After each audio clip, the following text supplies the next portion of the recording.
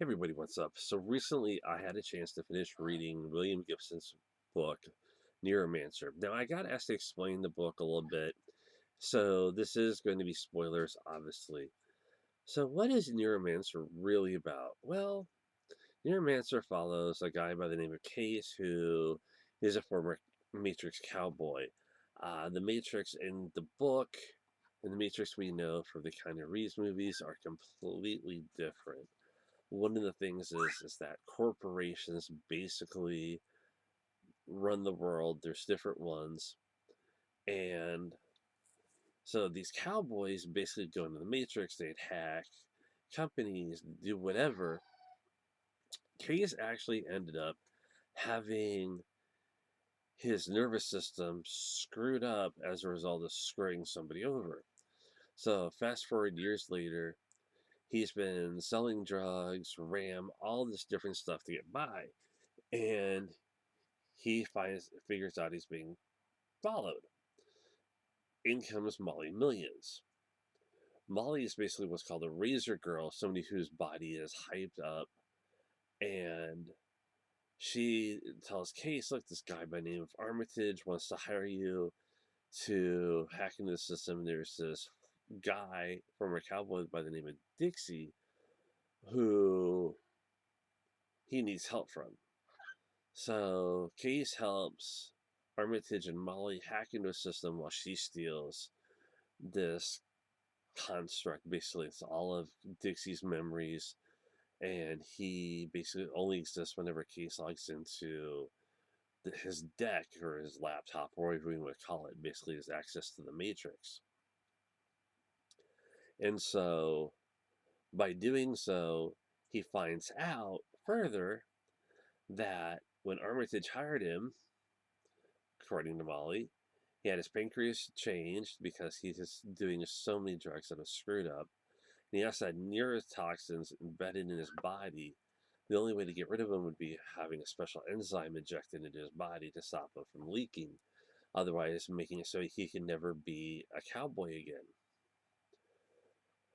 Well, in comes this wonderful little program, AI, called Wintermute, who is leading Armitage, Molly, Case, and later on a guy by the name of Peter, who can create holograms, into going to what's called Tesher Aspel's Spire. Now, Tesher is, or TA, is just another conglomerate.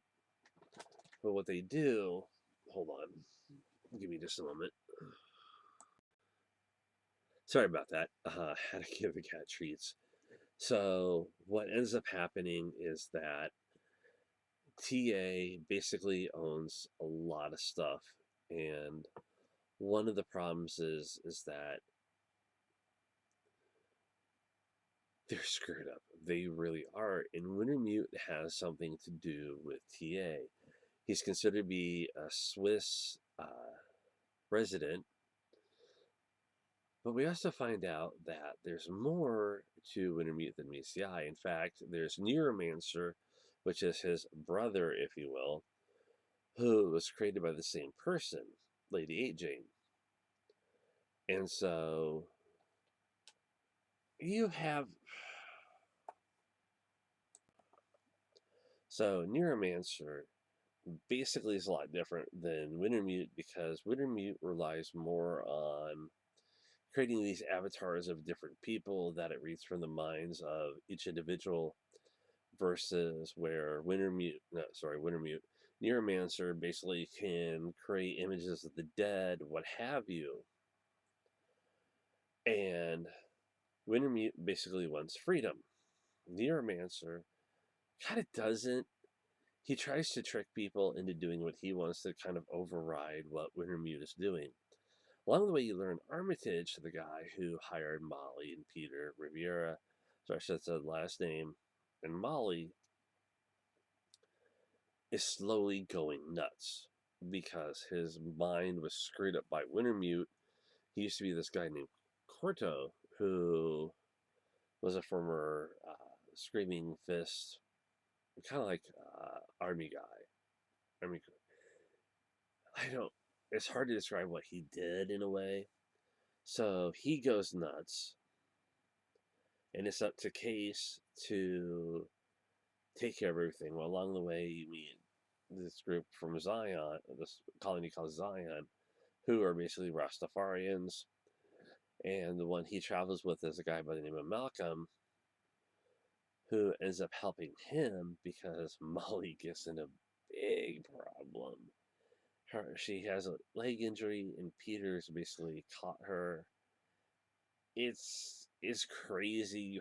There's so much to it because TA, and I'm sorry, I'm not gonna go. I can't go back. Owns this place called the Spire, which is basically their home, and it's all part of one big resort. And they have to get into the Spire in order to solve everything. Um, Definitely, the Sprawl is part of the Sprawl series, and it shows because Case and Molly really approve that they're just part of this system called the Sprawl. It's basically like not one particular area, but like you can go to Japan, you'll find their version of the Sprawl, Europe, wherever. Now, why do I say the Matrix is different?